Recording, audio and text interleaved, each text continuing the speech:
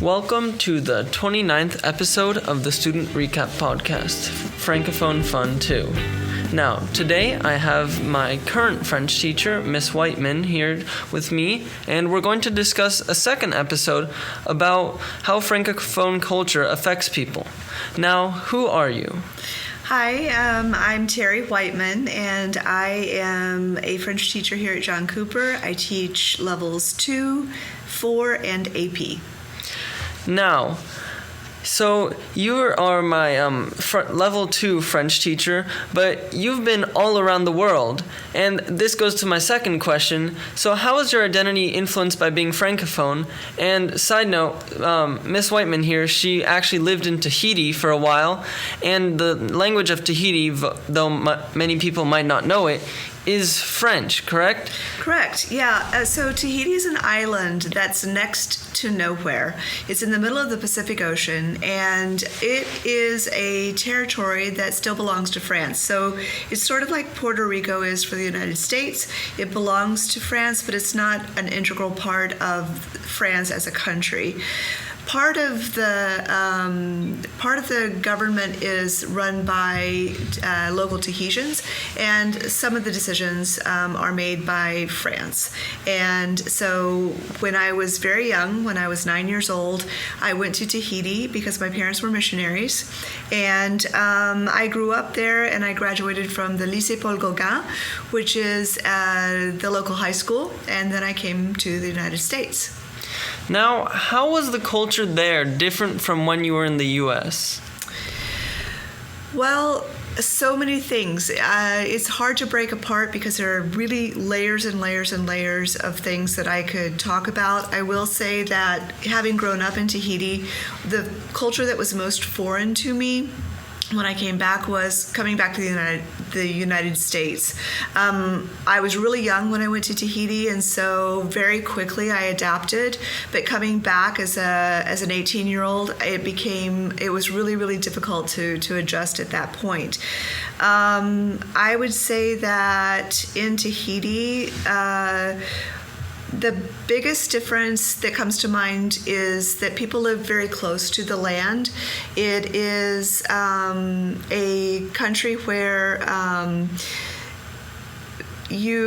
not all the houses are constructed the way they are in the U.S. So you have people living in what here in the U.S. we would just consider shacks, but they're just a different style of house. They don't. They might have dirt floors, or they might have no doors or windows. They just have a piece of cloth covering it.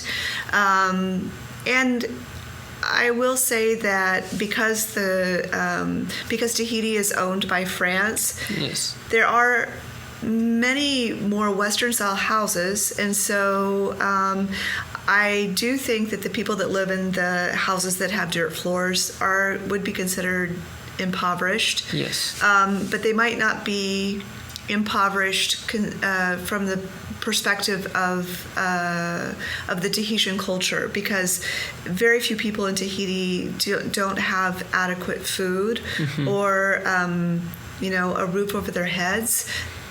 Because the island is so plentiful that they have those things. But if you start comparing them to things offered by Western society like televisions and electricity, yes, a good percentage of the population doesn't have those things. So it's not really a question of whether they need other luxuries that we have in the U.S., but they're happy with what they have. Many are. I think that you have the Tahitian culture that is still alive and thriving. And so that is a huge, for me, that's a big thing. Because I've gone to other countries, let's say Hawaii. Hawaii is a state, obviously, and you have a similar culture. Hawaiian and Tahitian cultures are very similar. What I've personally seen in Hawaii is you see the footprint of Western civilization way more in Hawaii than you do in Tahiti, at least from my limited perspective, because I never lived in Hawaii, but I have been multiple times. So going back to your current place of residency in the U.S., so coming back from Tahiti with your lingua franca being French, so how did that influence like your educational path afterwards, going to university? Well, my first language was English. It wasn't French. So I did start speaking it really young. From an academic standpoint, I didn't have a difficult time adjusting to academics in the U.S. But again, it was cultural. So my pathway, when I came back to the States, I started university. And so my whole experience with university, it stands out in my mind because I was adapting to the culture, trying to get used to American culture, and it was just really, really difficult for me. Did I answer your question? Well, yeah, sort of. So I was like kind of asking how like learning about French, the language, but also like living in that environment where Francophone culture was there, it kind of influenced your educational perspective, because many people, when they go to different like school systems, because obviously the French school system is different from the one in the U.S., and I'm pretty sure your lycée followed the French school system. Yeah. Like, how was that different from the schooling in the U.S.? Okay, got it. I will tell you this. I've been a teacher for a long time, and a lot of the teachers that I know, for example, avoid, let's say, pep rallies, like the plague. They're like, oh, we have to go to a pep rally. I've always I go to every pep rally that I can, and the reason why is because the school where I grew up in the French system, everything that is not academics doesn't exist. And so it's really hard for an American who's been through American school system to even imagine what that would look like. Yes. But let me just kind of describe to you the things that don't exist in France. There is no there are no teams. Yeah, no school sports. There are no school sports. There is no band that goes out and plays for the sports teams. That wouldn't be good for me. No, exactly. There are no cheerleaders. There's no concept of cheerleaders. There's no concept whatsoever of school spirit. This doesn't exist. There's no school colors. There's no school mascot.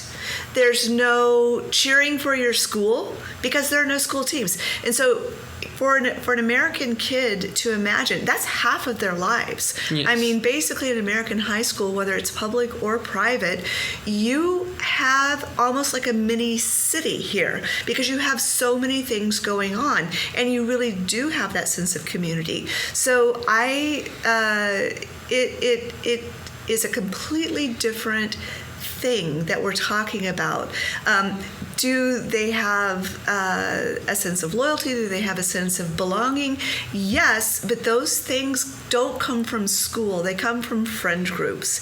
And so, and do they do sports? Yes, but it all happens outside of school. So those are two separate parts of their lives. Whereas in America, it's sort of like it all comes in one. It's like shampoo and conditioner in one. It's like everything's right here. Yeah, I would definitely agree with that. And even like the academics, they're much more stringent than in the U.S. The grading scale, it's harsher than in the U.S. And the progress that people go on to do university, it's a bit more varied than in the U.S. because you have to take the baccalaureate at the end of your high school career in France. And then I believe there's multiple different types of bacs, right? So it's for each specific profession or like interest that you have that you take that bac. And then the universities, they're not just all like college for a certain thing. There's polytechnic universities and trade universities, but in the US that's not as common because you rarely see people advertising, oh yeah, I'm about to go to trade school. Yeah, this is another really, really good point that you're bringing up. basically, I think everyone knows that when you go to university, you pick a major, right? And you start to focus in on that major. And the majority of the classes that you take are going to be in alignment with that major. So just imagine that process happens way earlier on. When I got my baccalaureate, for example, I got baccalaureate A3. And that baccalaureate stood for French. My focus was French and art. Not very good at art, haven't done it in a while, but that was what I got my baccalaureate in. And so that specialization for us, for Americans, doesn't happen until university. And for some universities, it won't even happen until maybe the first or into the second year of the university, because the first year they would usually recommend that you take core classes that would basically allow you to go and use those classes for any major. In France, that specialization starts literally when you are 14 years old. And so 14 or 15, depending. When you go into seconde, that's when you start that specialization. You start those special classes, and you, just like at university, you are going to be taking a schedule that's heavy with those classes that help prepare you for that track that you've chosen in life. So it's an interesting conversation to have, which is better. I used to think, you made a comment, you said that the bar is set higher, or you said something to the effect of, and it is in a way, and I agree that it is. I do think that American students do have the choice to take classes that are just as academically challenging, but it's their choice. It's not as rigid to get into there. Exactly. They're not locked into that track. So if you want to take, AP biology, you can do that. You don't have to be in a STEM track necessarily. You could also be doing art. Yes. In France, you're locked in. Once you go into that direction that you've chosen your specialty, you're locked into a certain set of classes, and there are no other options. And that kind of locks you into that same track all the way through your life, because to get into the schools that will allow you to, let's say, become a doctor, right? You would need to do the baccalaureate S, which is a science-based baccalaureate. Well, if you don't do the science-based baccalaureate, you're not going to get into a university that will then let you continue to study medicine. And so you've locked in your choice as early as 15. And not ever, in my opinion, having been a teacher for 30 years, in my opinion, not every 15-year-old is ready to make that choice of, this is what I want to do for the rest of my life. I would definitely agree, because even some seniors in their senior year at the beginning, some of them still aren't sure what major they're going to do. But I feel like it's important, maybe 16 or 17, that you know kind of what field you're going to go into.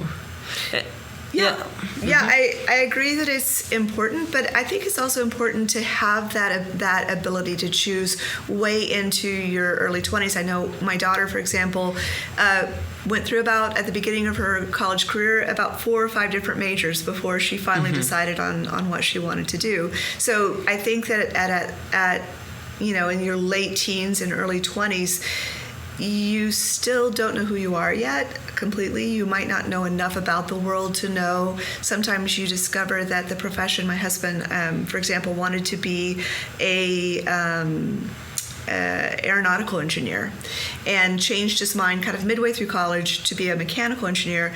And had he remained in aeronautical, we'd probably still be living in Kansas, because that's where a lot of the aeronautical places are, but the mechanical allowed him to come to Texas. Now, what has been your experience teaching French at a variety of different schools? Well, this is my first year at an independent school. I've taught at public school. I taught at the Woodlands High School for 25 years, and 2 other public high schools as well. I really love being here at Cooper. I love the fact that there is there seems to be more time. Teachers have more time to work with individual students, and to me that is such a wonderful opportunity for a teacher. But at both schools, every place that I've worked, I've been lucky enough to have kids that were excited about the language.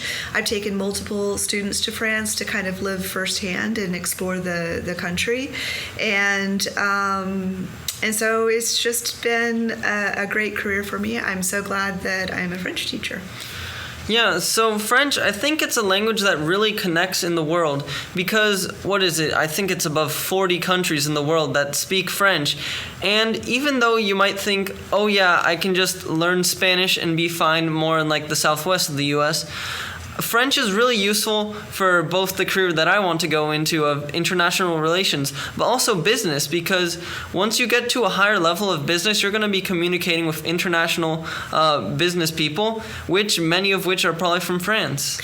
Yeah, another really great point that you're bringing up. I wish I had my little, I have a little list that I hand out to parents sometimes. It's like the top 10 reasons to take French. But what you're saying about the business world is absolutely true. We live here in Houston, and you think that the language that you need to learn might be Spanish, and that's true. I think Spanish is a great language to learn. But I collect stories. I collect stories from former students of the times in their lives, the students that graduated many, many years ago, the times in their lives where, oh my gosh, I'm so glad that I took French.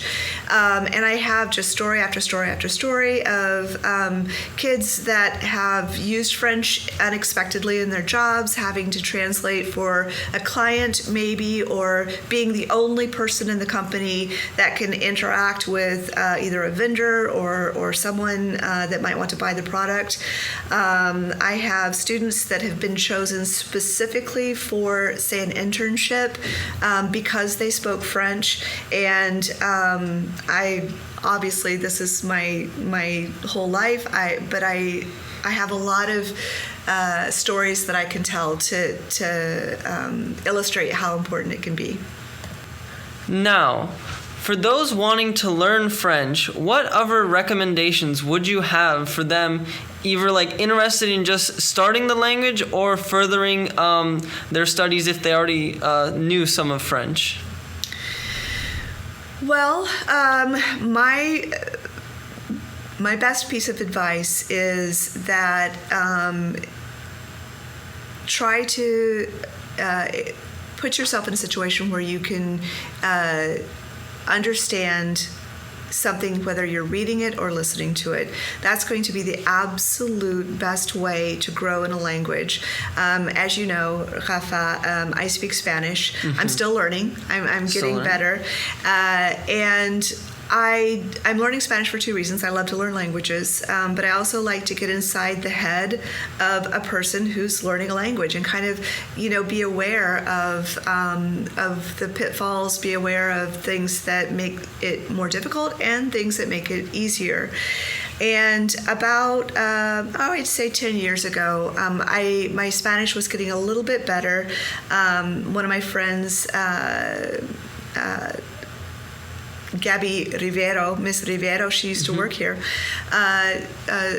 would always speak to me in Spanish, and I felt I was getting stronger with Spanish, and at one point I decided, you know what, I want to get stronger, and I picked up a novel, and I got it on my Kindle, and I started reading this novel in Spanish, and it was El Alquimista. Oh, The Alchemist. Yeah, well, except that turns out there's two books called The Alchemist. Oh. Most people think of the famous Alchemist by Paulo Coelho. Mm-hmm. I have read that subsequently, but this first one that I read was actually a book for preteens.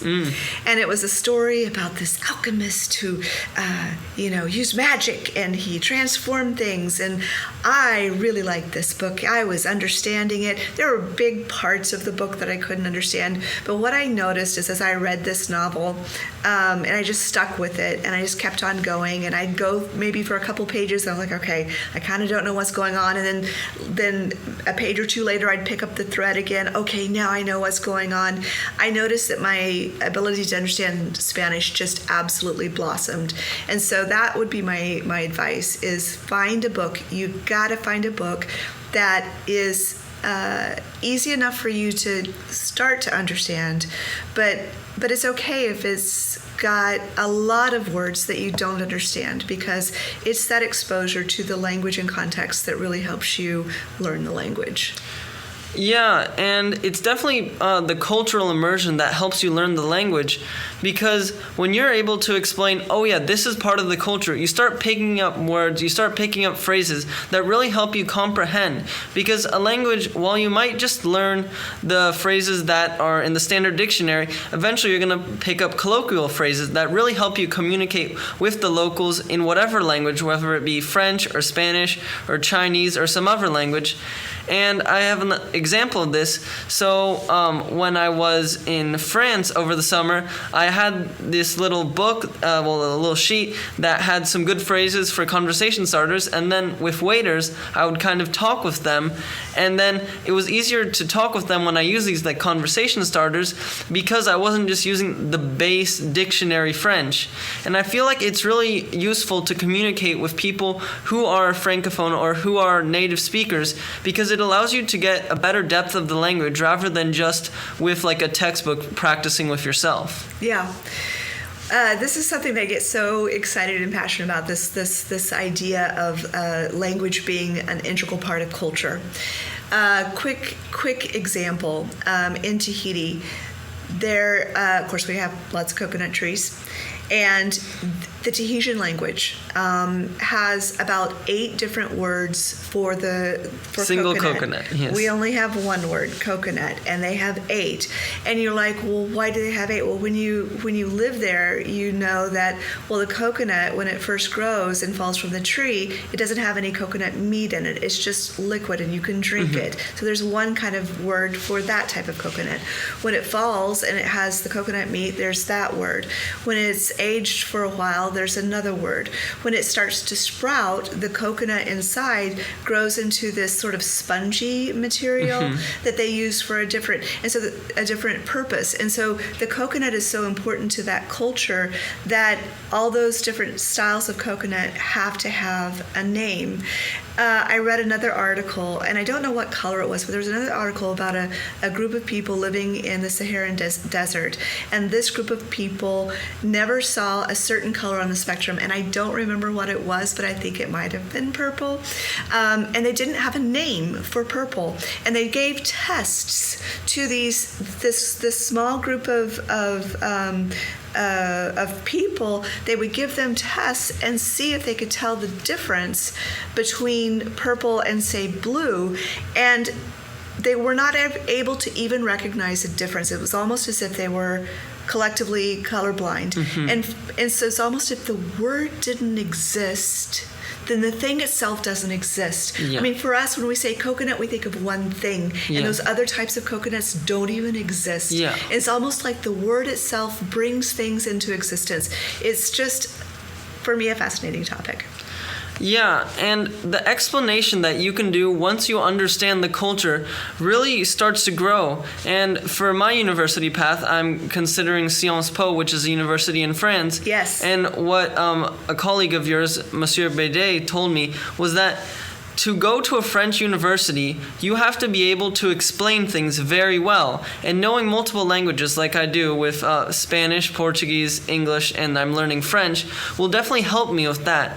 And I think that in the long run, it really is worth it for most people to become bilingual, because it gains you so many advantages over others who may not know an extra language. Yeah, I couldn't agree with you more. You know, there's a survey that's very famous that's been published, and it's nurses that work in hospice, and so they work with people who are nearing the end of their lives. And these nurses put together this survey that they did. They would ask these people, what do you wish you had done? And there are many things that you would expect. Like, I wish I spent more time with my family. I wish I had you name it. You can kind of guess what might be on the list. But one thing that is a bit of a surprise for some people is I wish I had learned another language. And so that made the top 5, one of the top 5 things. And so these people, at the end of their lives, they instinctively knew that extra language would have brought them something. It would have brought them that ability to connect with others. It would have brought them the ability to see the world from a different perspective. And so that's something that I wish everybody knew, is that learning another language brings you so much more than just an A on a paper, or maybe a foot in the door at the university of your choice. It's actually life-changing. Yeah, thank you for sharing your perspective, and this was the 29th episode of the Student Recap Podcast. All right.